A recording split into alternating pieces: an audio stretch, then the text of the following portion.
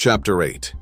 1600 hours, April 14th, 2539, military calendar.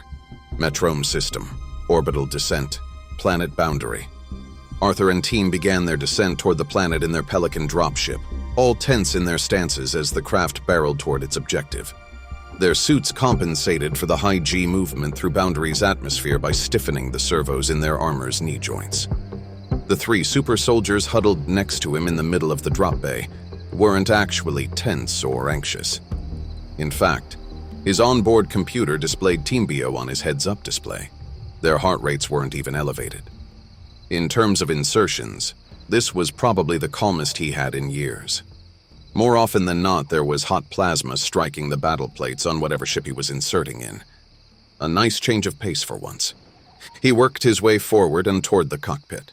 The image changed as the flames licking the tempered glass of the cockpit abated and gave way to a stunningly beautiful picture of vast blue oceans to the east and west, with a singular massive continent situated between. It was so large, in fact, that it spanned nearly his entire view and curved away as they came closer and closer to the surface. A narrow band of mountains bisected the continent longitudinally, with vast deserts painting the northern reaches and rich green farmlands to the south. A glimmer caught his eye. The main population center and capital of the planet had appeared to him, first, as a pinprick of sparkling light, then roughly to the size of his thumbnail. The Pelican transitioned from low orbit and into the upper atmosphere. They passed through a thick band of cumulus clouds covering the city below, and Arthur's polarized visor automatically adjusted to the sudden change in lighting. Before him, through the aft display monitor, shone a dazzling city sprawled out across acres and acres of cereal grains.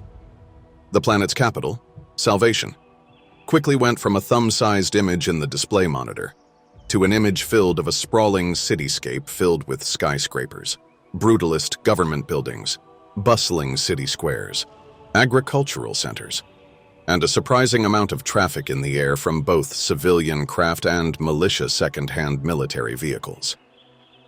From an outside observer, it almost looks like these poor devils are just going about their business like the Covenant never existed, Cal said. She was the more stoic of the assembled team of Spartans, choosing to observe more than react. It spoke volumes when she spoke anything beyond her tactical situation. It told Arthur she felt sorry for them, that she wished she could save them all. And that's what they'd do, as best they could. Every Spartan had a tactical feed integrated into their heads-up display. They viewed both the aft display port as Arthur did, and could patch in to see the city's overlay as the pilots did.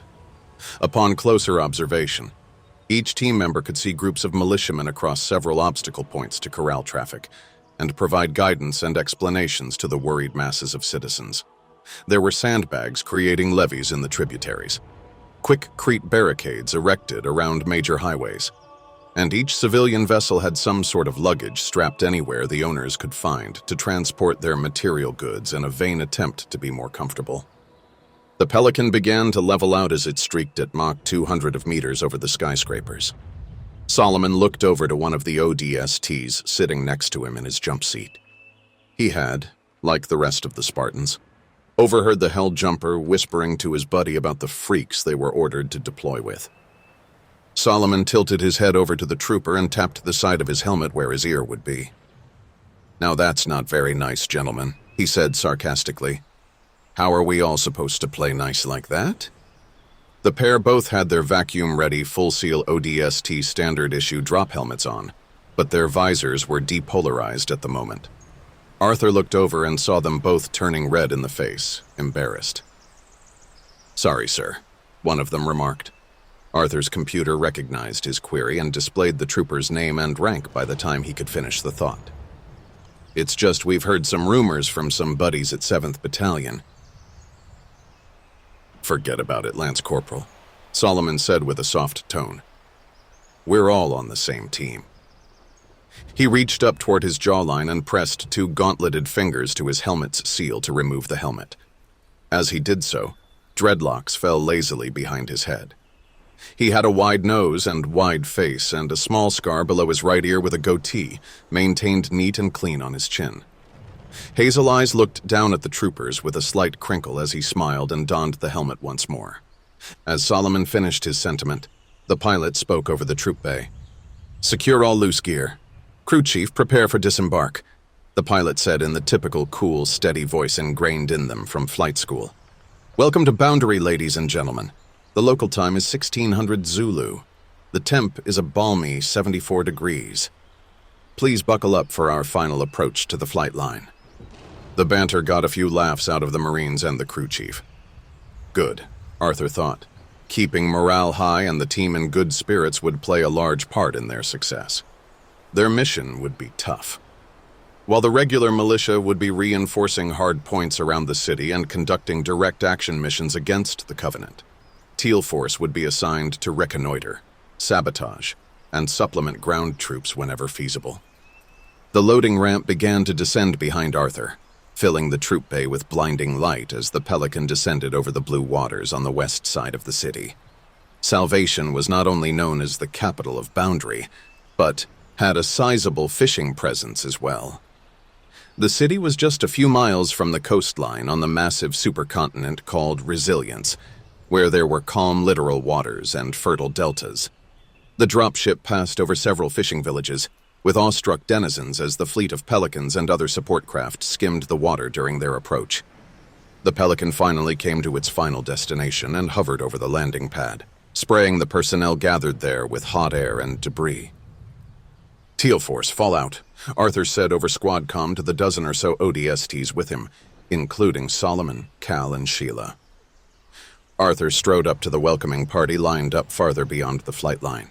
He noticed a confident woman with her aide hurriedly following behind her, a man with the distinct single-star insignia attached to his collar tips, and a mess of other disorderly-looking field and company-grade officers and other presumably important figures on Boundary. Arthur took his position abreast to First Lieutenant Green as they walked from their birds. "Sir, the woman in the front is Governor Huxley, and the man to her left is the militia's CG, General Grant," Arthur said in a low tone as they walked. His onboard computer was fed real-time data from the nefarious overhead. Information courtesy of Aretes, no doubt. "Thanks, Lieutenant Green stumbled. "What do you guys go by exactly?" "Just call me Arthur, sir," he responded back. The question wasn't unusual anymore. Over the last decade plus of interacting with various special forces outfits, he deemed it prudent enough to either go by his number designation or simply by his first name. Honorifics didn't have much merit in a firefight, so rather than have every soldier get tongue-tied trying to tell him something that might very well save his life, he figured the former would be easier. Or if you like, Spartan 079 or Petty Officer 079. "Let's stick with Arthur." Lieutenant Green chuckled. "Yes, sir," Arthur said. "That goes for my team as well. We're not picky." As they spoke, the group arrived at the end of the landing pad on the 4th story of what looked like some fashion of government building. The pair came to attention with Arthur on Lieutenant Green's left and abreast, while the junior officer stood and snapped a salute. "Ma'am, Sir, Teal Force reporting for briefing, courtesy of Captain Fulton and Task Force Lima," the lieutenant said, dropping his gloved hand as General Grant returned a crisp salute. "Thank you for coming, Lieutenant." It was Governor Huxley who spoke first. "Evacuation and fortification of the city is well underway, as you probably saw. Please, bring your troops with us. Let's adjourn to the war room. We have much to discuss." "Very well, ma'am," he said. The officer, with his helmet still on, raised the platoon sergeant and had the formation fall out to join them. "We're well underway, as you can see." General Grant pointed to several locations surrounding the flight line. Cranes were setting down barricades. Traffic was being redirected away from the main arteries that were typically clogged with traffic, and troops were milling about lazily as soldiers do. "We have secured every artery of traffic around every bridge, waterway, edgewater, or highway around the entire city. I had my battalion commanders divide their forces into several smaller units." The group of officials and troopers came to a pause and entered the elevator before them. One for interdiction, several elite quick reaction teams, reserves, that sort of thing. "Most importantly," Governor Huxley chimed in, "our entire merchant marine industry has not only mustered every spacefaring ship on the continent, They've also taken it a step further and detailed any available crew they could spare to assist in evacuation efforts. Every vessel we could muster on such short notice is dedicated to getting my people to safety. The elevator came to a stop, and the odd assemblage of personnel stepped into the claustrophobic halls back to the newly minted Combat Information Center where the governor and the staff had initially come up with their daring plans. The Spartans, massive in their powered assault armor, had to duck as they exited the elevator. He noted the thick metal and concrete latticework that comprised the walls with emergency lighting strung up, humming a low-frequency buzz and emitting a sad yellow tone. He gave credit where credit was due. They were prepared. They were fortunate to have a staff of officer and non-coms that had battled the Covenant. Arthur found that even after all this time, many planets fell quickly because they didn't understand their enemy, or tried to fight them the way they'd fight a peer-to-peer engagement by human standards. The Covenant were anything but. The procession filed into the command center and the general spoke once again. General Grant examined the tactical map on the largest wall in the rear of the room. Lieutenant Green, Spartan 079. My advisors and I are devising an initial strategy to leverage your... He seemed to have a loss for words to describe them. He had never seen a Spartan but managed to keep his composure well enough. Particular skill set. If you're anything like the ODST outfits I've worked with, hell, I bet you could personally take down one of those Wraith tanks I've seen. Cal and Sheila tipped their visors toward the deck, thankful their visors were polarized. Arthur forced himself from doing the same as he heard a light laugh over TeamCom. They had indeed taken down plenty of Wraith tanks. Aptly named, because if you didn't get out of the way in time, you'd be a Wraith in short order. The behemoth gun carriages were nearly 9 meters long and hovered over the ground by a pair of anti-gravity pods situated on the tips of their stubby fins. They fired massive plasma artillery rounds from a central, forward-facing turret that devastated ground troops and vehicles alike, turning their prey into a crater of carbon and glass. The plan calls for you to divide your forces, the general continued. As he spoke again, Arthur interrupted. A slight breach of military protocol, but he didn't want the man to think he was being insubordinate. Sir, if I may, Arthur started and received an annoyed nod in return. Teal Force's tactical deployment is under my command during ground operations. We are detailed mission objectives from Lima Actual, referring to Captain Fulton back on the Neferis. Oh, of course, the general responded. That's why we're still in the planning phase, I reckon. Well, let's go over some planning considerations we've devised anyways. Understood, sir. Good idea, Arthur responded, not wanting to offend the general. General Grant began again. Our initial planning utilizes the infrastructure of the city. There's an impressive underground network of tunnels under basically the entire city used during the initial terraforming of the planet. He pulled up a layered map on the holotable before them. Some, depicted in green, are large enough for a team your size to get through quickly. We're having our quick reaction teams going over the blueprints of the city right now to develop additional egress routes. Arthur and his cohort pored over the map, taking great care to visually inspect every layer and sublayer so his onboard computer could record the map and legend in its entirety for future use.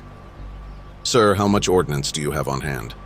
My team might be able to prepare some surprises for the Covenant, Arthur said. Not a lot, Petty Officer. As it stands, we have 1 infantry division broken up into 4 regiments for each corner of the city. Each battalion comprises a mixed bag of the elements I described before, so if one company needs replenishment, they can draw from the others, General Grant explained. This is a pretty calm settlement, so besides the occasional raid on an ini-cell, we don't deal with explosives. We have some mining charges for heavy metals up north and remote operations over the Iran range. He straightened his back, pausing for a moment to take a drink of coffee. Arthur surmised that the man had slept very little in the past few days. The telltale micro-twitches in his fingers and the jaundice to his eyes were obvious signs of stim-pack overuse. So we can have some of our men go up there and retrieve them. Besides that, we have about everything you'd expect from an underfunded, understrength division of soldiers and airmen. Standard loadouts of grenades, rockets for our heavy weapons platoons, plenty of small arms and ammunition, a decent array of crew-served weapons, that sort of thing. Our air wing is undermanned, but scrappy. We have some broadswords, outdated Hornets, and F-29 Nondao interceptors, and a few squadrons of Pelican dropships of all varieties. Sir, with your permission, I'd like to detail a few of my Marines to escort your men over the mountain range to acquire those charges. I have just the team for that, Lieutenant Green chimed in. By all means, Lieutenant. He turned his back to the table and squinted his eyes to find the location on the map where the hodgepodge of charges were stashed. Captain Hunt, get the miners assembled and meet us on the flight deck in 15, he said. Lieutenant Green took the pause in conversation to do the same. He radioed one of the Pelican's topside on the tarmac and informed the pilot some guests were arriving.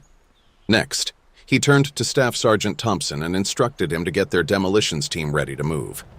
He and Spartan 079 would identify key locations and radio the team later. What's the status of the evacuation craft? Arthur said. He asked an easy question to get the conversation moving again. He and his team were running out of time to effectively develop emplacements around the city. He and the lieutenant hadn't even conducted their initial reconnaissance yet, let alone dictate force deployments. Over TeamCom, Arthur began to issue orders. Solomon, give me your tactical analysis on the best deployment of those mining explosives. Do the figures for what some blocks of both C-12 and Octa would do as well. We might need some ambush lanes and asset denial charges set up. A green acknowledgement light flashed in the top of his heads-up display. Sheila, I want you on counterintelligence. Let's hope this briefing ends soon. When we're done here, get with Arates and set up our eyes and ears. I want to know the second the Covenant get here. If these colonists have any satellites, I want Command to know about them and have Arates establish a link to our comnet. What they see, we see. Although the task force was in geosynchronous equatorial orbit, he knew they wouldn't be for much longer. If the Covenant weren't to arrive for several more hours or days, he wanted a secure channel to Command open as long as possible. Another green acknowledgement light winked in his display. Cal, get with the wiry-looking blonde logistics officer over in the southeast corner. While Lieutenant Green and I conduct site reconnaissance, I want you to help with the emplacement of their crew-served weapons, artillery pieces if they've got any, and their fire plan. The militia might have big guns, but the task force had bigger and better training on those weapon systems. From his initial planning session with Lieutenant Green, he had requested anything the ship's quartermaster would give out. Everything from man-portable M41 surface-to-surface rocket launchers all the way up to M68 asynchronous linear induction motor cannons, commonly referred to simply as the M68 Gauss cannon. He knew he could count on Cal, the team's strongest marksman and spotter, to know exactly where to hit the aliens hardest. She had a unique way of putting herself in her enemy's shoes. Emphatic perception, she'd call it in training. She had an uncanny ability to sense traps and what her enemy would think next. The last green light blinked into his heads-up display. Arthur continued to half-listen to the militia commanders and their evaluation of the terrain, likely avenues of approach, troop deployments, and air capabilities, and patiently waited to execute his team's orders. Any objective or target he deemed mission-critical took precedence over, even the general, as he was a militiaman now and not part of the UNSC. Arthur quickly called up the man's file from his onboard computer and saw that he had experience fighting the aliens on Hat Yai back in 33. In light of this, he decided it's best to sit through the rest of the briefing out of respect for Boundary's leading military commander. The mission briefing ended not long after. Arthur surveyed the room to gauge the mood. Several scowls, furrowed brows, and thousand-yard stares shone in the iridescent lighting. The briefing didn't inspire the confidence that he'd hoped.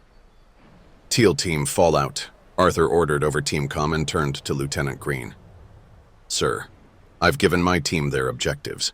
I'm ready to depart. I'd like to get through the east and north portions of the city's perimeter first. They're the most vulnerable. Let's get to it then, he said curtly. They stepped onto the elevator once again after snaking through the labyrinth of subterranean tunnels. While Arthur and team were busy with final preparations on the ground, Captain Fulton and his crew were conducting final systems checks on the Neferis, his sister ships doing likewise. While Teal Force and support personnel were on the ground, Captain Fulton, Aretes, Bernard Ocasio, and Governor Huxley amended the plan to deploy the merchant marine vessels in both an offensive and defensive capability. The plan called first for Aretes to take control of the planet-side satellite relay and communications tower, which would be more effective in boosting the signal strength to the craft, which would also save precious system processing time. For the Nefaris and, by extension, Aretes' processing time. Next, Task Force Lima would position themselves in a libration point between the planet and the moon to anchor themselves in place until the Covenant were in striking range. The last and arguably the most important facet of the plan was the formation and deployment of the merchant vessels. Captain Fulton found it prudent to have both offensive and defensive capabilities, so they would not only use the spacecraft as their sword, but their shield as well. Literally, to some respect of the phrase. While the weapons officer of each ship calculated and verified firing solutions on likely avenues of approach, Aretes would coordinate a portion of the Ghost Fleet as shields to absorb plasma torpedoes and Seraph single-ship fighter craft strafing runs.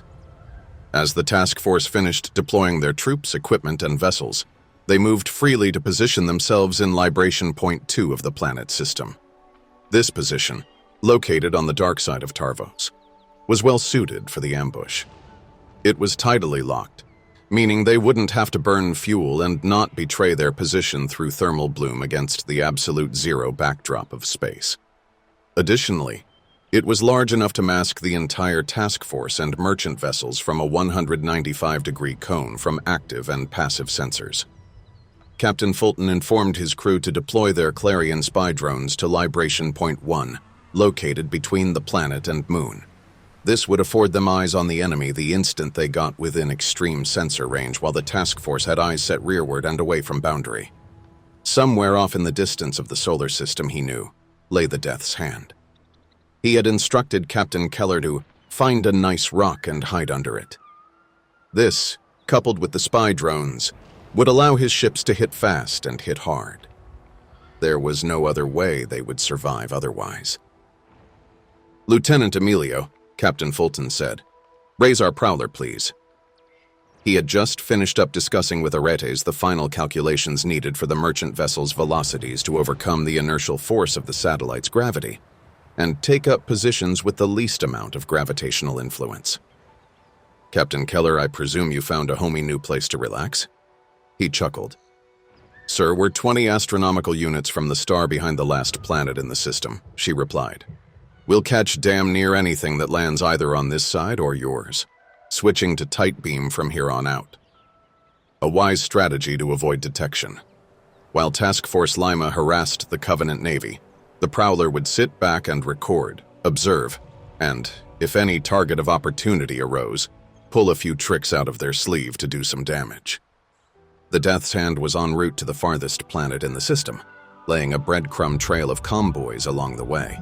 This ensured that the Covenant's signal intelligence analysts would be hard-pressed to discover and decrypt their communications, and would be like plucking a bullet out of thin air. With their daisy chain of comm relays to pass the message along via tight beam packet bursts, they would be almost impossible to detect. The only way would be for an enemy vessel to pass right through the line of sight. "Remember, you have freedom of maneuver if you see something juicy. I don't want to have all the fun," Captain Fulton said. "Yes, sir, we'll pull out all the stops on this one," she said back. And with that, Captain Fulton snapped off the display and set his eyes on the far side of Tarvos.